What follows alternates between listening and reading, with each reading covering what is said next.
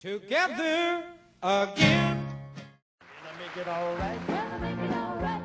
Country music's sweetest harmonies often mask notes of aching sorrow. Tonight we travel beyond the neon lights and rhinestone jackets to expose the broken bottles, secret stashes, and midnight missteps that nearly silence some of the genre's greatest voices. From Bakersfield barns to Tennessee mansions, every legend on this list nursed a hidden habit that almost, or actually, cost them everything.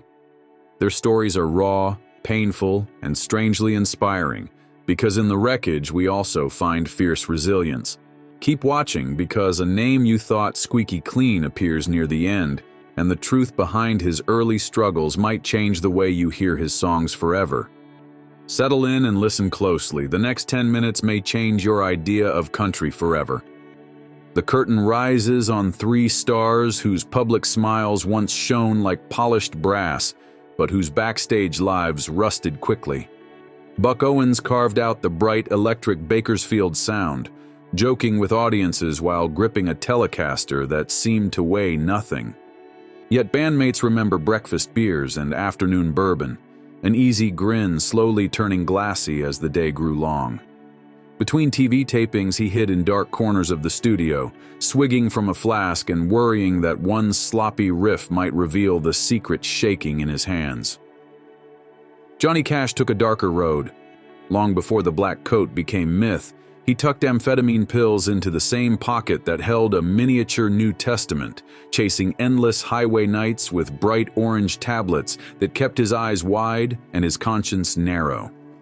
The man in black was arrested in El Paso with enough pills to stock a clinic, staggered through his career, and, miraculously, pulled himself together for that roaring Folsom prison concert, pouring detox sweat into every syllable of Cocaine Blues.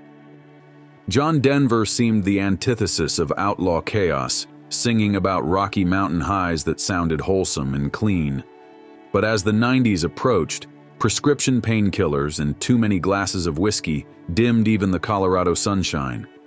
He survived several DUIs, crashed his Porsche into boulders, and joked to officers that he was researching song lyrics. Friends later said the gentle troubadour grew anxious when the applause faded, reaching for tablets to steady trembling hands before writing another hymn to nature he could barely feel. Three very different men, one haunting similarity. The spotlight amplified every secret sip and swallow until the music they loved almost slipped away. Listen closely, because the turbulence swirling behind their polished verses is only the opening act to a storm that will rattle country's grandest halls. Brace yourself for impact soon. Fame seldom flutters gently down, sometimes it drops like a burning stage light. Rick Nelson learned this the hard way when teenage idol mania cooled, leaving him to chase the rush with ever stronger thrills. He began sprinkling illegal substance on tour bus mirrors, believing the powder would reignite the hysteria of his early hit, Hello, Mary Lou. Instead, friends recall sunken eyes and frantic pacing. By the time smoke filled the cabin of his ill-fated DC-3, rumors swirled that a combustible cocktail of chemicals had helped spark the tragedy. Charlie Rich, the Silver Fox, watched success arrive late, then nearly lose it to endless tumblers of bourbon. In 1975, he stunned Nashville by lighting John Denver's Entertainer of the Year envelope on fire, a whiskey-fueled protest that scorched more than paper. Session players had already whispered that Rich's perfect piano intros were wobbling, tempos drifting as his morning pour crept earlier each week. What the television audience saw as rebellious comedy was really an artist losing his battle with the bottle. Randy Travis seemed built of granite, his baritone echoing church pews and small-town virtues. Yet the collapse of his marriage in 2010 cracked that stone. He drank harder each lonely night until a Texas patrolman found him lying naked and confused beside his wrecked Pontiac, blood alcohol off the charts. Mugshot flashes replaced magazine covers. A massive stroke followed, robbing him of speech and nearly of life. Today he smiles peacefully in interviews, living proof that scars never fully fade, yet resistance still breathes. 3 careers, 3 crashes, one fiery, one symbolic, and one vascular, all rooted in the same desperate attempt to outrun fading applause. Stay with me, because the next chapter drifts into hospital corridors where chart-topping singles could not drown out the steady beep of monitors, measuring their unraveling souls. Hospitals became second homes for Tammy Wynette, though few ticket buyers ever knew. Chronic abdominal pain after repeated surgeries led doctors to prescribe Dilaudid, then stronger opioids, then cocktail sheets of pills that rattled like maracas in her purse. At first, she needed them simply to stand beneath the stage lights. Soon, she needed them to stand at all. Lace sleeves and bright spotlights hid the IV bruises, but studio engineers noticed slurred counts and trembling vibrato. George Jones, her husband and sometime duet partner, poured whiskey on her worries even as his own demons howled. Hank Williams Jr. endured pain of a different sort, a 500-foot tumble-down Ajax Peak that shattered his skull and nearly erased the heir to country's royal bloodline. Surgeons rebuilt his face with plates and pins. Pharmacists numbed the agony with morphine and codeine. Once mobile again, Bocephus masked survivors' guilt behind outlaw bravado, slugging Jack Daniels at breakfast and washing painkillers down with beer by dusk. The combination sparked wild shows that thrilled crowds but terrified bandmates. Tabloids printed photos of his bearded glare under stitched scars, but they missed quieter moments when he whispered to roadies that every encore felt like standing on that cliff again, toes hanging over forever. Both artists feared slowing down. Both discovered that prescriptions run faster than any tour bus. Their duet of agony and bravado reminds us that pain can amplify applause only until the pills run dry. The next stories prove that even rhinestones crack when pressure reaches diamond levels. Glenn Campbell once seemed unstoppable, a session ace whose guitar licks powered the Beach Boys by day and whose velvet tenor ruled television by night. But stamina has a price, and Campbell chose illegal substance to pay it. Lines carved on glass hotel tables became as routine as tuning his guitar. Producers whispered that click tracks could not keep him steady. One arrest for driving under the influence turned late-night comedy into a public intervention. When a mugshot showing disheveled hair and vacant eyes hit the wires, his record label panicked. Willie Nelson rode the opposite wave, swapping white powder for green smoke, but carrying equal controversy. He never hid his affinity for marijuana, championing it from stage to Senate corridors, yet even a peaceful herb can scorch when matched with government fury. In 1990, the IRS seized his ranch and equipment over $16 million in unpaid taxes, forcing Willie to record an album whose proceeds went straight to the treasury. Fans mailed checks, bought shirts, and rallied to Save Willie, proving that outlaws can still inspire loyalty. During Campbell's darkest tour, friends trapped him in a Phoenix motel, hiding the mirror he used for lines and the guitar he threatened to pawn. Only his daughter's tearful plea persuaded him to seek treatment. Nelson's reckoning unfolded on dusty Texas soil as agents cataloged gold records beside hay bales. The outlaw quietly rolled a final joint, watched the convoy steal memories, and vowed that the next encore would belong to him, not the taxman. He scrawled it on a napkin. Pay up, light up, tune up, keep rolling, never quit, ever. Together, the two legends illustrate addiction's twin faces: frenetic chaos and laid-back neglect. Campbell sprinted until he collapsed. Nelson drifted until debt dragged him under. Both climbed out, Campbell by embracing sobriety before Alzheimer's dimmed his spotlight, Nelson by paying every dime and laughing from a tour bus that still rolls. Yet their sagas warn that substances, legal or not, write bills that fame eventually must pay. Barrooms birthed Billy Joe Shaver's best lyrics, and barrooms nearly buried him. The Texan poet lost 3 fingers in a sawmill accident, yet still hammered chords hard enough to rattle neon signs. Booze numbed the phantom ache, pills smoothed grief when cancer stole his wife and only son, and by 2007, desperation exploded in gunfire outside Papa Joe's honky-tonk. A jury believed his self-defense plea, but the judge warned that fate shows less mercy than courts. Shaver left the courthouse clutching his cowboy hat, shoulders sagging under invisible weight. Merle Haggard once said prison saved him, yet the bottle kept calling long after the gates of San Quentin swung open. Early fame felt like stolen freedom, a chance he protected with workhorse discipline, but sleepless tour nights turned that discipline into liquid habit. Bandmates learned to watch his eyes. Clear meant a perfect show, cloudy meant tempo dips and unexpected detours into gospel laments. Haggard eventually dried out, crediting a late-life love and gardening for quieting hellhound memories. George Jones was country's greatest singer and its saddest punchline. Alcohol reduced his 4-octave gift to gravel, made him miss so many concerts that fans nicknamed him No Show. One morning, locked away from car keys by exasperated wife Tammy Wynette, Jones drove a lawnmower 8 miles to buy vodka. The tale became folk legend, but the reality was tragic. Cirrhosis, financial ruin, and a voice trembling under tremens. Intervention after intervention failed until doctors warned his next binge would freeze his vocal cords forever. Witnesses say Shaver walked straight from the courthouse to a small church, laying the pistol on the altar as choir practice halted mid-hymn.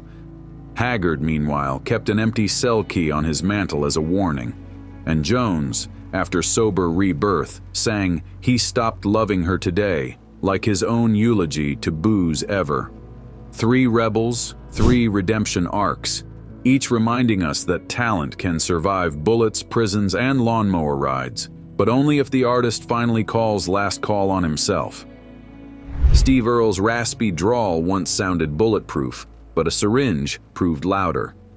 By the early 1990s, he was freebasing a 7-gram daily cocktail of heroin and illegal substance, pawning guitars to fund oblivion. Nashville police finally hauled him off a sidewalk, pockets stuffed with burnt spoons, career seemingly finished. In jail, he kicked cold turkey, reading dog-eared Faulkner until tremors passed. Rehab followed, and albums like Transcendental Blues turned relapse into refrain, winning Grammys where mugshots had once printed. David Allan Coe wore outlaw status like a tattoo, earned during juvenile stretches and Ohio penitentiaries.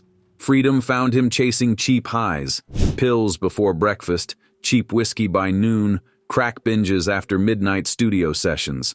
Producers quit, wives fled, and tour buses smelled of stale smoke and despair. A mid-90s revival sputtered when Coe missed radio interviews, mumbling slurs about conspiracies. He later swore off stimulants, but the damage lingered in shaky live streams filmed from cluttered motel rooms. Whan Jennings sat atop the outlaw throne yet felt slave to addiction. As royalties poured in, he spent thousands a day on illegal substance shipped inside guitar cases, the white dust financing marathon recording sessions that nobody remembered clearly. In 1977, federal agents stormed his studio. Legend says Jennings muttered, "I've been looking for you," while flushing grams down the toilet. The scare jolted him toward methadone, then sobriety. Years later, on stage at Farm Aid, he told the crowd he owed God and his wife more than he ever owed Nashville. Earle now mentors young musicians, pointing to faded track marks as footnotes. Coe auctions handwritten lyrics to pay medical bills, relics from nights he barely recalls. Jennings's widow framed his final clean urine test. Proof rebellion can surrender gracefully. 3 mavericks who bent rules until rules bent back. Earle turned prison bars into songwriting bars. Coe drowned promise in pipe smoke. Jennings swapped powder for purpose. Their paths prove outlaw pride means nothing until it outguns the very vices that made it famous. Keith Whitley sang with a tenderness that made hardened barflies wipe tears on denim sleeves, yet each sunrise found him pouring vodka into coffee cups. Raised on Appalachian ballads where moonshine was breakfast, he viewed drinking as tradition until tradition devoured him. Tour managers counted liquor bottles the way accountants audit cash. Any shortfall meant he had found more elsewhere. When doctors calculated his blood alcohol content after one binge, they concluded he should have been unconscious. He walked on stage instead. Johnny Paycheck understood defiance better than sobriety. "Take This Job and Shove It" became an anthem for blue-collar rage, but the man who sang it shoveled amphetamines and illegal substance into his veins until paranoia replaced swagger. In 1985, a barroom argument ended with Paycheck firing a revolver, almost killing a stranger over an insult about deer meat. Prison stripped away his outlaw costumes, revealing a frail inmate who led gospel choirs to keep withdrawal shakes at bay. Released after 2 years, he toured again, but his once booming baritone never fully returned. Hank Williams Sr. was the template for tragedy, a lanky Alabama preacher's son whose brittle spine and aching heart found false comfort in morphine, booze, and painkillers. Success hit like a tornado: Opry debuts, radio marathons, endless miles in Cadillacs with bottles rattling on the passenger floor. By 29, his liver was scarred, his marriage scorched, and his doctor's bag overflowed with syringes. On New Year's Day, 1953, while fans waited at a venue in Ohio, Williams lay stiff in the backseat of his blue Cadillac, the ultimate encore to a life played in double time. Lori Morgan keeps Whitley's half-written love lyric on her piano, a melody searching for its breath. Paycheck toured prisons after release, warning inmates to escape while they could. Williams's mother displayed his Opry suit behind glass, smelling of tonic and regret. 3 voices that defined country's ache, silenced or nearly so, by the very elixirs they once praised in song. Their endings warn that no chart position outruns biology, and no encore echoes inside a coffin's dark wood. By the early 1990s, Travis Tritt strutted across arena stages with leather pants and an electric swagger that bridged southern rock and honky-tonk. Yet backstage ice buckets chilled more whiskey than water. After shows, he chased lines of illegal substance, convinced the surge sharpened his raspy tenor. When hangovers dulled high notes, critics declared his outlaw shtick fading. A near-miss highway crash jolted him awake. Tritt stepped away from the party circuit, found solace in small Georgia churches, and released acoustic records that sounded like confessions with rhythm. George Strait entered the genre as its last clean-cut cowboy, but even kings confront storms. The devastating 1986 loss of his 13-year-old daughter Jennifer cracked a private shell no tabloid ever fully pierced. Strait handled grief with stoic silence by day and heavy tequila at night, drinking alone on his ranch until dawn painted the pastures gray. Early tour mates recall mornings when the band rehearsed instrumentals while George steadied his hands. Gradually, he swapped liquor for cattle work, trading neon nights for sunrise roundups. He credits morning Bible readings and afternoon fly fishing for muting temptations, joking that trout never ask for autographs. Strait, meanwhile, instituted a strict wheels up by midnight rule, banning after-show parties and surrounding himself with longtime ranch hands instead of industry hangers-on. Interviewers seeking gossip found only quiet discipline and the smell of saddle soap. Detractors called it boring, ticket sales called it genius. Both singers later spoke at recovery fundraisers, singing softly to grateful crowds. He credits morning Bible readings and afternoon fly fishing for muting temptations, joking that trout never ask for autographs. Strait, meanwhile, instituted a strict wheels up by midnight rule, banning after-show parties and surrounding himself with longtime ranch hands instead of industry hangers-on. Interviewers seeking gossip found only quiet discipline and the smell of saddle soap. Detractors called it boring, ticket sales called it genius. Both singers later spoke at recovery fundraisers, singing softly to grateful crowds. 2 modern icons prove that course corrections can still steer battered ships. Unlike so many predecessors, they caught their descent before gravity declared victory, choosing grit over oblivion. Their survival offers a coda to our tale. Addiction writes brutal verses, but an artist can still edit the ending if he hears the warning chorus in time. Country music is built on 3 chords and the truth, but tonight the truth carried bitter notes. From Buck's secret whiskey to Strait's midnight vows, each story reminds us that melody alone cannot muffle addiction's roar. Fame magnifies weakness, money buys longer fuses, not safer fireworks, Yet redemption also echoes through these verses. Campbell embracing sobriety before memory slipped away. Earl turning prison time into poetry. Strait finding salvation in trout streams. Somewhere a future star tunes up tonight. If you enjoyed this video, like and subscribe, and also click the next video shown on your screen.